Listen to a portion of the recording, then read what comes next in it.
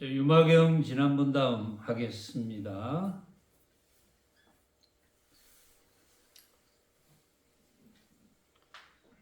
자, 오늘은 우리 영가님을 한번 먼저 불러드려야 되겠네. 신원적 아산장시 남모보살 영가. 신원적 아산장시 남모보살 영가. 신원적 아산장시 남모보살 영가. 잘 들으세요.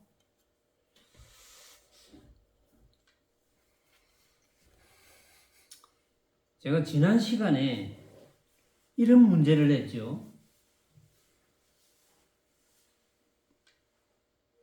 여러분들은 이 잔의 설법을 듣고 있습니까? 제가 이런 문제를 냈죠. 이 잔의 법문을 듣고 있습니까?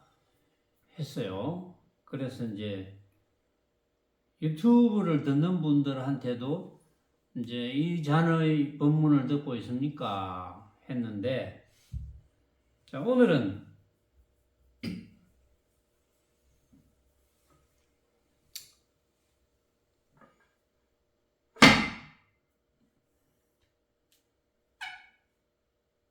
주장자를 치는 소리를 여러분들은 들었습니까? 여러분들은 이 주장자의 이 딱 하는 소리의 법문을 듣고 있습니까?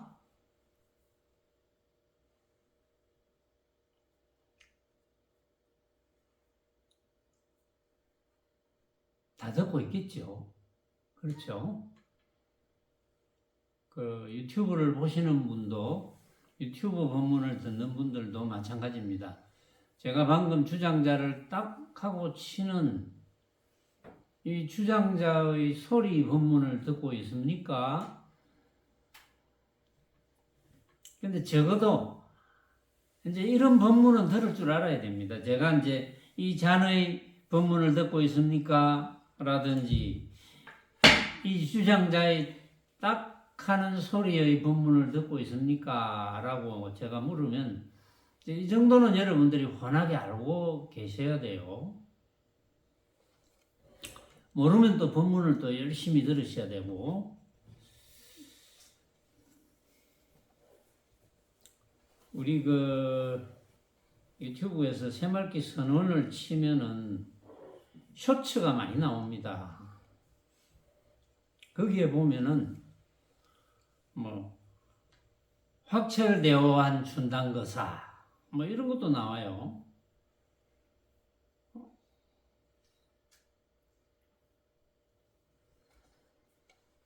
물론 오해를 할 수도 있어요. 확철대오란 말에 대해서 오해가 있을 수도 있어요.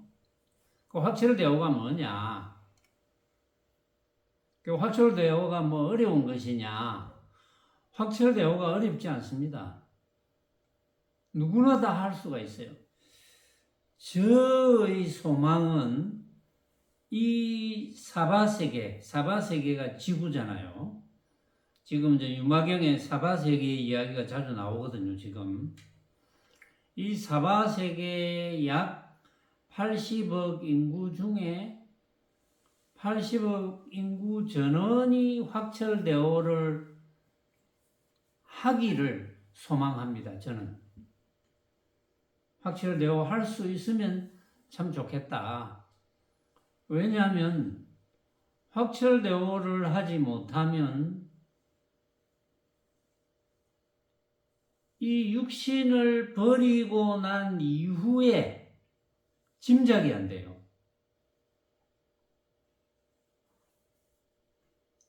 확철대오 하지 못하면 그 외로움과 두려움과 괴로움을 어떻게 감당할런지 감당 못합니다. 확철대오 못하면 감당을 못해요.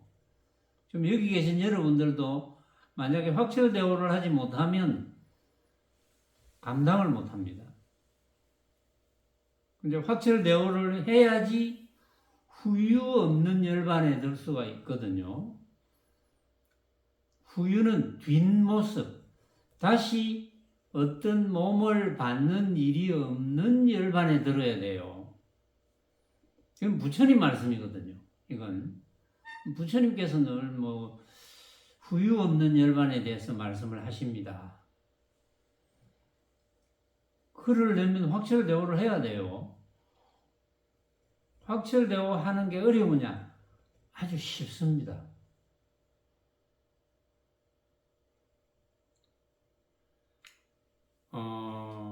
석가모니 부처님께서는 확철대오 하실 때 정말 누구의 도움도 없이 스스로 확철대오 하셨다는 것이 가장 어려운 일이고 가장 중대한 일이고 가장 가치 있는 일이거든요. 그러면 이제 석가모니 부처님 이후에 부처님의 제자라고 생각하는 분들, 그런 분들을 불자라 하잖아요. 부처님 제자거든요. 불자. 불자들은 부처님께서 확철대오 하셨던 그 방법이나 그 살림살이를 가지고 누구나 확철대오 할 수 있게 되어 있는 겁니다. 그게 부처님께서 아주 쉽게 말씀을 하셨어요. 저도 이전에는 그게 어려운 줄 알았어. 부처님 말씀이 어렵기만 하구나 이렇게 느낀 적도 있거든요. 그런데 그런 분들이 지금 많이 계실 거예요. 불자들 중에. 그런데 불자가 아니라면 확철대오를 할 수 있느냐? 안타깝게도 안 됩니다. 불자가 아니면서 확철대오 할 수 있는 길은 없습니다. 그게 제일 안타까워요. 그런데 이제 여러 종교를 하는 분들이 많잖아요. 인도에만 해도 지금 불교 외에 힌두교도 있고 또 전 세계적으로 같은 하나님을 믿는 종교 중에도 유대교, 이슬람교, 기독교 또 기타 여러 가지 종교가 굉장히 많죠. 이 지구상에 아마 수백 가지 이상이 될 거예요. 종교가. 근데 이제 제가 조사를 해보니까 물론 어떤 분이 그래 다 조사했겠노 이렇게 이야기하시는 분도 계시겠지만 저는 확신을 합니다. 어느 정도 확신을 하느냐? 당신이 확신하는 것을 당신 목숨하고 바꿀 수 있겠소? 저는 바꿀 수 있습니다. 그 정도로 저는 확신합니다. 왜냐? 여러분들에게 확신을 심어주기 위해서. 저는 확신하거든요. 부처님의 바른 가르침. 부처님은 바른 가르침으로만 가르쳤죠. 그런데 부처님의 바른 가르침을 해석을 잘 못한 불자들이, 수많은 불자들이 문제지, 부처님은 바로 가르치신 거예요. 그게 이제 지금 역사적으로 이렇게 살펴보면, 부처님의 바른 가르침이 어느 정도 전달이 되다가, 또 중간에 전달이 잘못되다가, 또 어느 정도 전달이 되다가, 이런 기복이 굉장히 많아요. 그러니까 심지어 부처님 제자라고 자부하는 분들도 부처님의 진짜 가르침을 모르는 분들이 안타깝게도 99.9% 이상이라는 겁니다. 그게 제일 안타까워요. 하물며 부처님 제자 아닌 어떤 종교를 하거나 어떤 학문을 익히거나 하는 분들은 저는 감히 말씀드리겠지만 확철되어 할 수 있는 조건을 갖출 수 있는 프로테이지는 제로입니다. 이게 안타까워요. 제가 살펴본 바로는 그렇습니다.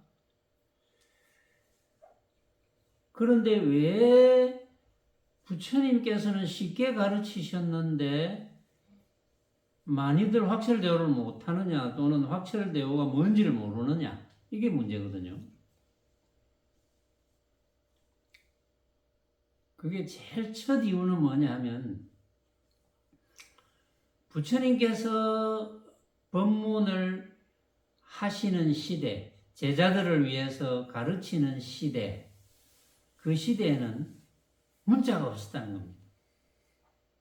문자가 없으니까 듣고 기억해서 전달해야 됩니다. 그 다음에 부처님께 법문을 직접 들은 분들이 듣고 기억해서 전달해서 그 전달을 받은 분들이 계셨을 때도 문자가 없었어요. 그럼 그분들이 다시 기억해서 또 전합니다. 그게 한 3번쯤 넘어가면 부처님께서 정확하게 말씀하신 것이 어느 정도 전달이 될지 애매하죠. 아주. 우리가 실험을 한번 해볼 수도 있겠죠. 많은 사람들이 예를 들어서 나는 이런 이야기를 전달했다. 그러면 또 이제 그 이야기를 들은 부류들이 기록 안 하고 들은 대로 누구누구에게 전했다 이러면 아마 모르긴 몰라도 그게 몇 번 넘어가면 아마 와전이 될 가능성이 많습니다. 그런데 다행스럽게도 어쨌든 부처님께서 말씀을 하시고자 하는 핵심은 전달이 되었습니다. 그런데 이제 어느 시점에서 또 끊어지기도 하지만 핵심은 전달이 되고 전달된 핵심이 부처님께서 열반에 드시고 나서 이제 100년이 좀 넘었거든요. 100년이 좀 넘고 나서 문자가 이제 만들어졌죠. 부처님께서 법문하실 때에도 언어는 있었거든요. 그래서 산스크리트어를 궁중에서 쓰시다가 일반 대중어가 팔리어라고요. 그래서 팔리어로 법문을 하시고. 근데 이제 문자가 없으니까 뒤에 이제 문자가 만들어졌다고 학자들이 이렇게 찾아보니까 팔리어 문자도 있고 산스크리트어 문자도 있고 이렇다고 해요. 저는 이제 그 문자를 저는 보지는 못해서 정확하게 몰라요. 산스크리트어를 저는 잘 모르고 팔리어도 잘 모르는데 단지 부처님의 초기 경전을 그걸 니까야라고 하는데 초기 경전을 이제 팔리어나 산스크리트어로 되어 있는 거거든요. 그것을 번역한 것이 근자에 와서 그게 아주 오랜 세월은 아닙니다. 한글로 직접 번역한 거는 오래되지 않았거든요. 그리고 이제 수많은 불자들이 궁금하니까 그럼 부처님 초기 경전 도대체 어떻게 된 거냐? 근데 실제로는 부처님의 초기 경전이 한자로 번역이 되어서 중국에서 한자로 번역된 경전들이 있어요. 아함경 계통이 있습니다. 그런데 우리나라 성녀들이나 학자들 중에 참선 수행을 30-40년 하는데도 별로 진전이 없으니까 그러면 부처님의 초기 경전을 찾아서 읽어봐야 되겠다라는 움직임이 있었어요. 이제 그런 분들이 초기 경전을 범어를 배워서 초기 경전을 번역하기 시작합니다. 그래서 이제 그런 분들이 많이 생기고 또 제 입장에서는 그런 분들이 초기 경전도 못 읽어봐 놓고 무슨 법문을 한다는 말이냐라는 이야기를 할 수도 있고 초기 경전도 모르면서 무슨 법문을 하는 겁니까? 라고 이야기를 할 수 있기 때문에 제가 초기 경전 그걸 근본 경전이라고도 하죠. 약 200권을 저는 다 읽어봤어요. 다 읽어가지고 정리를 다 했습니다. 앞으로 모르죠. 여러분들 중에 지난번에 어떤 분이 부처님의 초기 경전 그 니까야를 가지고 법문을 좀 해줬으면 좋겠다. 뭐 저도 하고 싶은 생각이 있어요. 그 내용은 방대하기는 하지만 중복되는 내용이 많기 때문에 핵심은 그렇게 많지 않습니다. 그래서 이제 저는 어쨌든 뭐 그럴 인연이 될 수도 있다고 이제 생각해요. 어쨌든 저하고 인연된 분들은 부처님의 인연법과 중도법이 부처님의 핵심 법문이거든요. 그래서 부처님의 인연법과 중도법을 깨닫는데 어렵지 않다. 부처님께서도 초기 경전에서 굉장히 쉽게 말씀하셨다라는 것을 저는 항상 강조를 하는 거예요.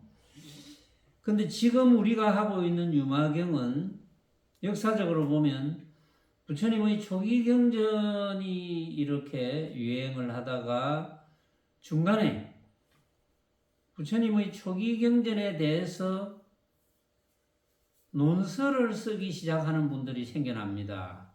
거기에 대해서 여러 가지 파가 생겨요.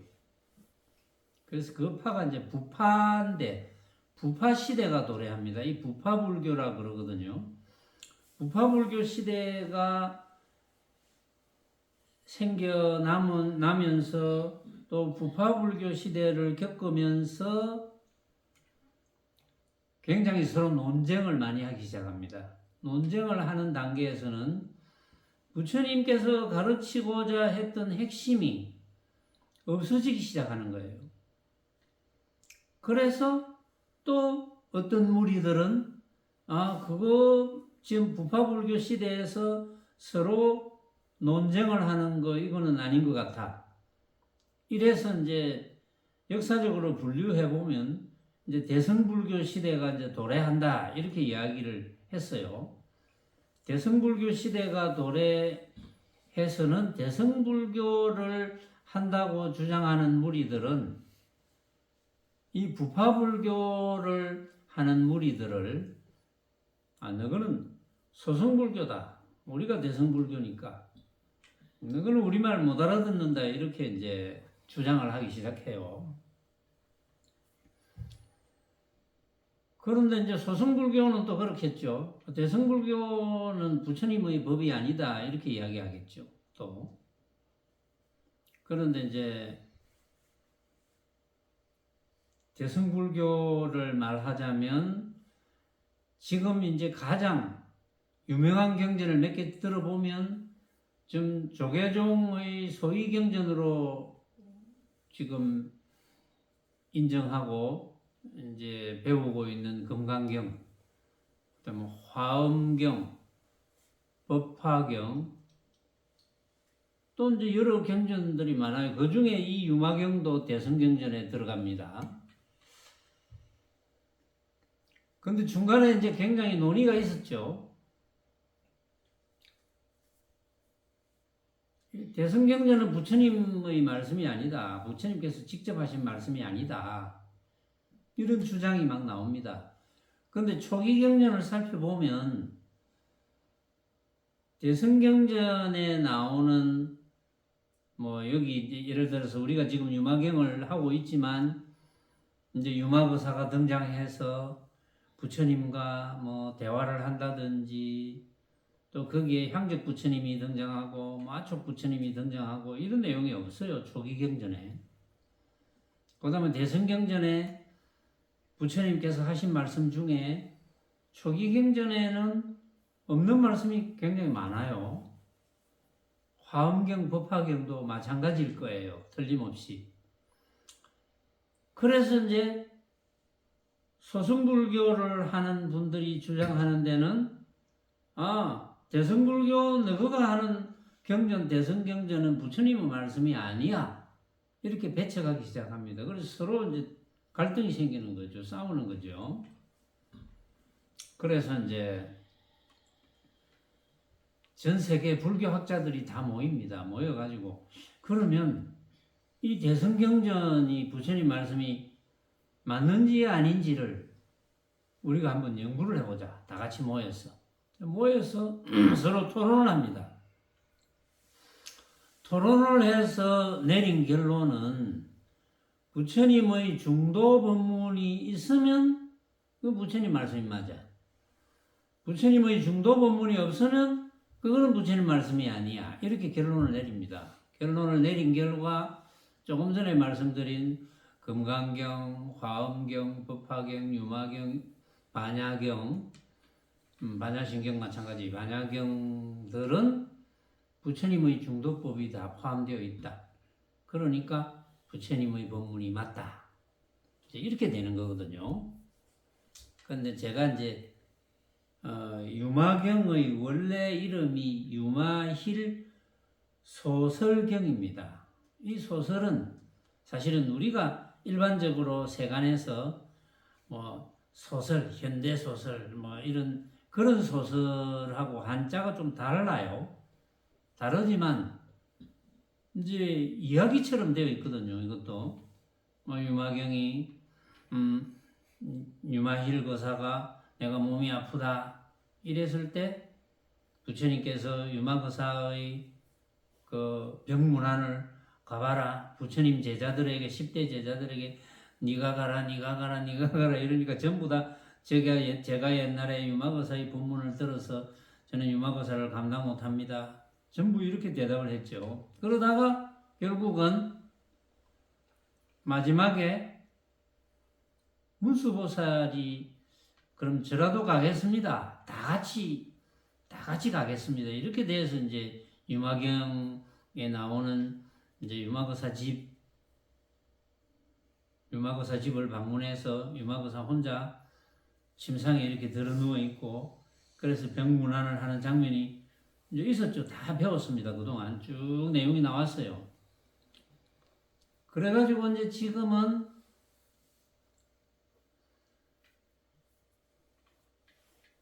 사리부리 맞죠?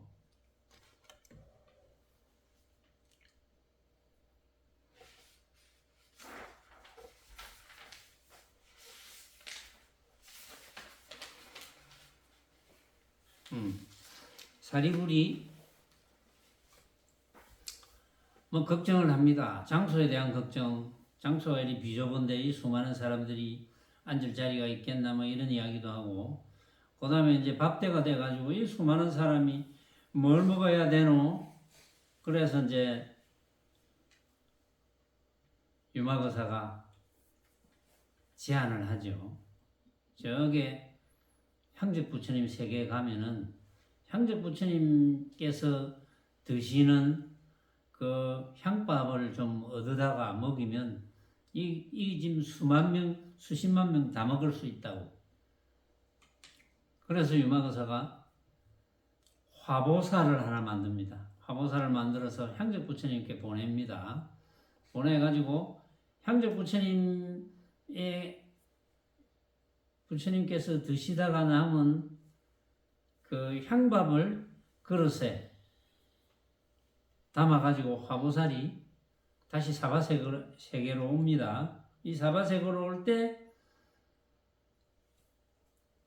그 세계에 있었던 중향보살이 우리도 석가모니 부처님이 계시는 사바세계 가서 석가모니 부처님을 뵙고 싶습니다. 이렇게 했죠. 그래서 왔습니다. 요게 이제 지난번까지 대충의 줄거리예요. 왔습니다. 와가지고 그 중향보살들이 묻습니다. 부처님께서 이 사바세계에 계시는 석가모니 부처님께서는 어떤 법문을 하십니까? 이렇게 이제 물어요. 근데 여기서 이제 소설들이 많이 쓰였어요. 사실은 이야기가. 실제로는 이 사바세계에서 부처님께서는 정확하게 말하자면 인연법과 중독법만 법문을 했다 이렇게 해야 되는데 그게 이제 이야기거리가 되려니까 장황하게 이제 설명을 하는 거죠. 이렇쿵 저렇쿵 이제 설명을 하는데 지난 시간에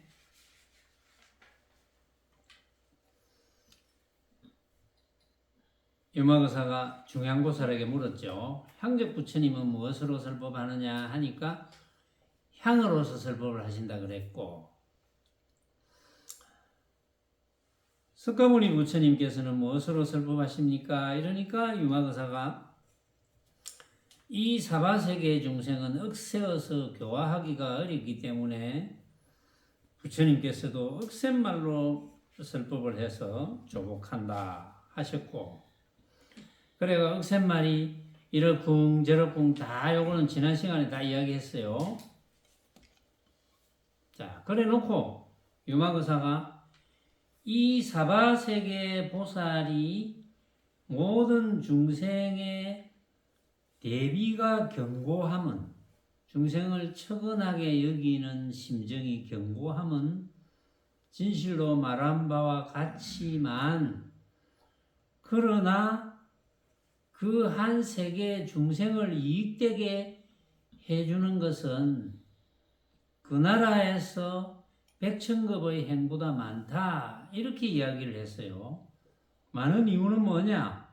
이 사바세계에는 10가지 착한 법이 있다, 이렇게 했거든요. 그래서 지난번에 10가지 착한 법을 이야기를 다 해드렸어요. 그 다음에 또 이야기합니다. 이제 중양보살이 또 묻습니다. 그러면 몇 가지 법을 이룩해야지 이 세계에 험절이 없음을 행해서 정토에 납니까? 이런 질문을 해요.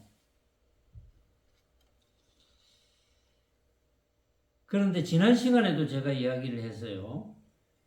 향적 부처님 계시는 중향국, 중향나라, 거기 중양보살이니까 중향나라에는 대보살들만 있다 그랬어요. 대보살들만 있고 향적 부처님이 향으로서 대보살들에게 법문을 해준다 그랬거든요. 그러면 이미 그 중향국에 있는 보살들, 여기 지금 900만 중양보살이 따라왔죠. 그 나라에 계시는 중양보살들은 사실은 다 확철대오가 된 상태입니다. 말하자면 확철대오가 된 상태인데 왜 유마거사가 그 사실을 모를 리가 없습니다. 아는데 이런 식으로 이야기를 할까?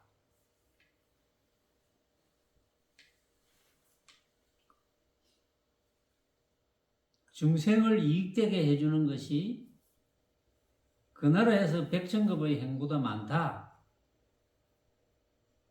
이런 식으로 이야기를 했을까요? 그러면서 사바세계는 10가지 착한 법이 있다. 그래서 이제 보시지계, 인욕, 정진, 선정, 지혜, 바람일부터 시작해가지고 10가지를 이야기합니다. 왜 이렇게 이야기할까요? 그 누구를 위한 이야기일까요? 그거는 다분히 향적 부처님 세계에서 석가모니 부처님을 한번 뵙겠다고 오신 그 중양보살들을 위한 이야기가 아닙니다. 이거는 사바세계에 계신 분들을 위해서 유마거사가 이야기를 끄집어낸 거예요. 이미 그 세계에 있는 보살들은 다 확철대오한 보살들인데 그런 이야기가 필요가 없거든요. 자, 그러니까 이제 다시 이제 이야기거리니까 이것은 중양보살이 몇 가지 법을 이룩해야 이 세계에 험절이 없음을 행하여 정토에 납니까? 이렇게 이야기합니다. 그런데 이것도 사실은 한문이 된 경전을 이제 한글로 번역한 거잖아요. 이제 범어로 된 경전이 유마경이 있어서 중국에서 한문으로 번역을 했겠죠. 아마도. 안 그러면 한문으로 번역하면서 가필이 좀 있었는지 그건 잘 모르겠어요. 그러나 어쨌든 몇 가지 법을 이룩해야지 이 세계에 흠절이 없음을 행하여 정토에 납니까? 정토가 뭡니까? 정토에 난다 했는데 정토가 뭡니까? 에? 바른국토. 정토에 납니까? 라는 것은 내가 볼 때는 부처님의 인연법과 중도법을 들을 수 있는 곳에 납니까? 이런 뜻이에요. 말하자면. 그러니까 유마거사가 이야기합니다. 보살이 8가지 법을 이룩해야지 이 세계에 흠절이 없는 행으로 정토에 난다. 이렇게 이야기합니다. 8가지 법을 이룩해야 된다. 그러면 8가지 법을 이룩해야지 정토에 나서 부처님의 인연법과 중도법을 들을 수 있다. 이런 뜻이거든요. 그럼 여러분들이 지금 부처님의 인연법과 중도법을 들을 수 있으니까 여러분들은 이미 정토에 나신 거죠. 그러면 이제 8가지가 뭔지 한번 살펴봅시다. 첫째, 중생을 요익하되 가품을 바라지 않으며 중생을 이익되게 하되 가품을 바라지 않으며 이게 무주상보시죠. 무주상보시가 안 되면 보시하는 사람과 보시받는 사람과 보시하는 물건 이게 삼륜이잖아요. 삼륜이 무르공이 될 수가 없습니다. 이게 왜냐하면 조금이라도 모습을 진짜로 착각하면 무주상보시가 될 수가 없죠. 그래서 이야기를 했고, 두 번째, 온갖 중생을 대신하여 모든 고뇌를 받고 짓는 바의 공덕을 다 베풀고 온갖 중생을 대신해서 고통을 받는다. 그래서 이제 고통을 받으면서 공덕을 베푼다. 온갖 중생을 대신해서 고통을 받는다 라는 이야기가 있으니까 여기에 대해서 자세히 알 필요가 있어요. 사실은 온갖 중생을 대신해서 고통을 받는다고 하지만 고통받는 중생을 대신한다는 거겠죠. 그러면 고통받는 중생은 만약에 모습적으로 고통받는 중생이라면 고통받을 만한 이유가 있겠죠. 그게 인연법이잖아요. 그런데 저 중생이 고통을 받아야지 자기가 고통받을 만한 것이 해소가 될 건데 고통을 못 받게 한다면 해소가 안 되거든요. 그건 인연법이 맞지를 않죠. 그런데 그런 뜻으로 이야기한 것은 아닐 겁니다. 왜냐하면은 어떤 중생이 고통받는 것이 보이는데 그 고통이 모습적으로 돌아오는 고통이긴 하지만 그 모습적으로 돌아오는 고통에 대해서 그 중생이 잘못 생각하고 있다. 잘못 생각해서 고통을 더 많이 받는다. 그러니까 네가 받는 고통은 원인 없는 결과가 없는 부처님의 인연법에 의해서 고통을 받지만 그 고통을 네가 어떻게 받아들이느냐. 네가 그 고통을 인정하고 그대로 받아들인다면 자동적으로 그 고통은 해소되지 않겠느냐라는 이런 법문을 해서 그 고통의 결과도 모습이고 원인도 모습이었지만 결과의 모습에 대해서 느끼는 것은 너가 생각으로 만든 거야 라는 부처님의 중도법을 말씀해 주어서 가르쳐 주어서 결국은 내가 생각으로 만든 고통이구나. 내가 저질러 놓은 결과이기는 하지만 그 결과에 대해서 내가 계속해서 스트레스 받고 고통받고 하는 것이구나 라는 것을 가르쳐 주는 거죠. 이제 그런 의미로 온갖 중생을 대신하여 고통을 받는다라는 이야기를 하는 겁니다. 왜냐하면 만약에 고통을 같이 나누어서 받는다 하더라도 나는 고통받는 그 모습이 내가 생각으로 만든 허망한 헛개비인 줄 아니? 이걸 가르쳐 주는 거죠. 똑같은 고통을 받는다 하더라도 그걸 가르쳐 주어서 고통에서 스스로 헤어날 수 있도록 가르쳐 주는 것.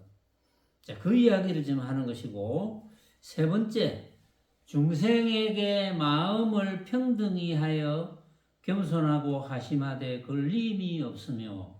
그렇죠. 중생에게 마음을 평등히 한다 이 말은 온갖 중생에게 마음을 평등히 할 수밖에 없는 것이, 온갖 중생일지라도 그 중생은 내가 쳐다보았을 때 그 중생은 모습은 다 다를지언정 내가 본 모습들은 또 그 중생이 고통받는 모습도 전부 내가 생각으로 만드는 거예요. 내가 생각으로 만들어서 그런데 이제 정작 자신은 어떤 생각을 하는지는 모르지. 그러니까 나는 내가 한 생각 일으켜서 이런 고통 또는 어차피 생각으로 만든 헛개비 같은 것이니까 똑같이 평등히 대할 수밖에 없는 거겠죠. 중생의 모습은 다 다르고 그 중생이 하는 말이나 하는 행동은 다 다를지라도 결국은 다르다는 것은 부처님의 인연법에 대한 결과고 그 다른 모습에 대해서 내가 판단하는 것은 왜 평등히 대할 수 있느냐? 다 헛개비 같은 모습이니까 내가 평등히 대할 수밖에 없는 거죠. 그래서 걸림이 없다. 평등하게 겸손하고 하심하되 걸림이 없으며 모든 보살 보기를 부처님같이 하며 왜냐하면 모든 보살도 결국은 부처님과 다름이 없죠. 보면 왜냐하면 중도법을 깨달으면 바로 부처니까 해탈의 행을 하는 부처니까 그러니까 모든 보살 보기를 부처님같이 할 수밖에 없는 거고 그 다음에 듣지 못하였던 경을 듣되 의심치 않으며 듣지 못하였던 경을 들었을 때 그게 부처님 말씀이라면 그건 절대 의심을 하면 안 되죠. 부처님 말씀이 아니라면 별 문제지. 그런 뜻이고 성문으로 더불어 서로 어기고 등지지 않으며 성문으로 더불어서 성문이라고 서로 어기고 등지지 않으면 성문은 확철대오를 못한 분들이거든요. 확철대오를 못했다고 무시하지 말라는 뜻도 되는 거거든요. 그런데 확철대오한 사람이 확철대오 못한 사람을 무시하는 경우가 있을 리가 없죠. 그런 분별을 할 리가 없죠. 그 다음에 저가 공양함을 질투하지 말고 자기가 이롭게 했다고 높다 않으며 그 가운데서 그 마음을 조복하며 남이 공양함을 질투하지 말고 남이 공양함을 질투하는 그런 정도라면 성문보다 못하는 공부겠죠. 또 자기가 이롭게 했다고 폼 잡지 말고 그 가운데서 자기 마음을 조복해야 된다. 그러니까 남이 공양함을 질투하는 그런 모습을 진짜라고 착각하지 말고 스스로 이롭게 했다고 스스로를 높이 올리는 그런 허망한 모습에 속아 넘어가지 말고 속아 넘어가지 않으면 스스로의 마음을 다스리게 되는 거죠. 8번째, 항상 몸의 허물을 살피고 남의 짧음을 송사치 않으며 항상 한마음으로서 모든 공덕을 구하나니, 요게 8번째인데, 항상 몸의 허물을 살피고 항상 내가 모습에 관한 모습을 진짜로 착각한 이야기를 하지 않나 하고 살피고, 남의 단점을 시비하지 말고, 남의 단점을 시비하는 사람들은 전부 허망한 모습을 가지고 진짜로 착각해서 시비하는 것밖에 안 되죠. 그래서 항상 한마음으로서 모든 공덕을 구하나니 이것이 8가지 법이 됩니다. 이렇게 중양보살의 질문에 대해서 유마거사가 말씀을 하셨는데, 사실은 중양보살이 그렇게 질문한 것도 또 유마거사가 이렇게 대답을 하신 것도 이 사바세계에 있는 수많은 중생을 위해서 이렇게 이야기하신 거예요. 또 중양보살도 대보살의 경계니까 대보살로서 사바세계에 있는 수많은 중생들을 위해서 질문을 하고, 또 유마거사도 대보살의 경계니까 대보살의 경계로서 사바세계에 있는 모든 중생들이 부처님의 인연법과 중도법을 깨달을 수 있도록 말씀을 해주시는 거다.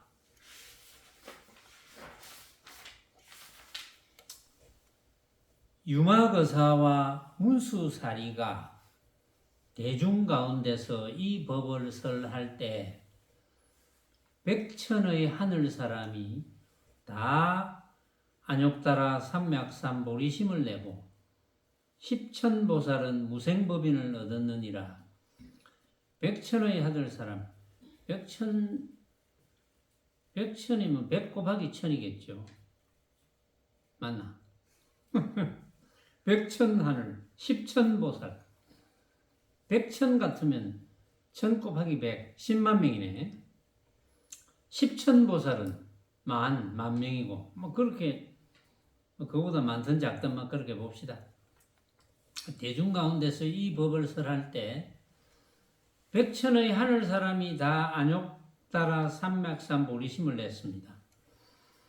아, 부처님 인연법과 중도법을 꼭 깨달아야 되겠다.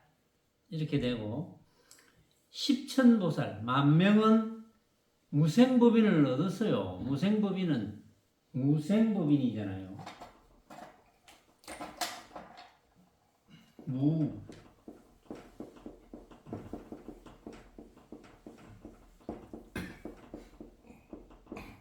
무생법인. 때로는 이 인자도 쓰지만 무생법인을 얻었어. 무생법의 인정을 얻었다, 이런 뜻이거든요. 무생법, 남이 없는 법, 후유 없는 법, 다시 태어나지 않는 법. 부처님의 법문의 핵심은 다시 태어나면 안 돼요. 다시 태어나서 모습을 가지면 무조건 고통입니다. 근데 이게 어려워요. 다시 태어나지 말아야 되는데, 다시 태어나지 않으려면 육신을 버렸을 때 어떠한 모습도 내가 생각으로 만들었네, 허망한 헛개비 같은 것이네, 가짜네, 이렇게 되지 않으면 두려움에 의해서 집착심을 가집니다. 두려움을 해소하기 위한 집착심을 가지는 거예요. 그 공부만 잘하면 되거든요. 그래야 부처님의 인연법과 중도법을 잘 터득해야지 무생법인을 얻는 거예요. 태어남이 없는 법. 태어남이 없는 법을 얻으려면 방법은 부처님의 인연법과 중도법을 깨달아서 확철되어 하는 방법밖에 없습니다. 근데 그게 어렵지 않아요. 왜냐하면 내가 보고 듣고 느끼는 온갖 대상, 나라는 것과 또는 나라고 생각하는 것과 내가 보고 듣고 느끼는 온갖 대상, 이게 오온이잖아요. 이 오온이 전부 각자가 생각으로 만든 허망한 헛개비 같은 것이로구나 라는 것을 깨닫는 거예요. 그것을 그렇구나 하고 이제 무릎 한번 치면 그걸로 끝이에요. 더 이상 배울 것도 없어요. 복잡하지도 않아요. 이게 그 육조 해능대사도 그런 돈법만 말씀하셨고 그 앞에 달마대사도 그런 돈법만 말씀하셨거든요. 부처님은 당연히 부처님 당시부터 모습으로 벌어지는 것은 인연 따라 벌어지는 것이고 우리가 보고 듣고 느끼는 온갖 대상은 각자가 다 생각으로 만든 허망한 헛개비 같은 것이다. 이 법문만 해주면 그 당시는 부처님 당시는 부처님의 이런 법문을 듣고 부처님께서는 이제 그 당시 고행을 하시다가 그만두기 때문에 법문을 중도 법문을 그렇게 했죠. 고행을 떠나고 쾌락을 떠나야 된다. 고행과 쾌락의 양극단을 떠나면 끝이야 이런 말씀을 하셨거든요. 그 부처님께서는 이제 나는 고행과 쾌락의 양극단을 떠나서 중도를 터득했다 이렇게 말씀을 하셨잖아요. 그런데 이제 부처님께서 그렇게 법문하시면 그 당시는 대부분이 잘 알아듣습니다. 그래서 수많은 분들이 깨달았어요. 확철대오를 다 한 거예요. 근데 100%다 하지는 않았지만 뭐 그 당시도 100%다 할 수가 있습니까? 각자의 생각이 조금씩 다른 분들이 많은데 부처님께서는 당연히 부처님께서 인연되는 모든 분들이 부처님께서 법문하시는 인연법과 중도법을 깨달으셔서 다들 깨달아가지고 확철대오해서 후유 없는 열반, 무생법인을 얻어서 후유 없는 열반에 들기를 바랬겠죠, 부처님께서. 그런데 이제 바란다고 다 되는 건 아니거든요. 그래서 제 10번째의 향적 불품은 끝났습니다. 자, 보살 행품으로 들어가는데 보살 행품은 당연히 이제 내용이 조금 기니까 이것은 다음 시간에 하도록 하겠습니다.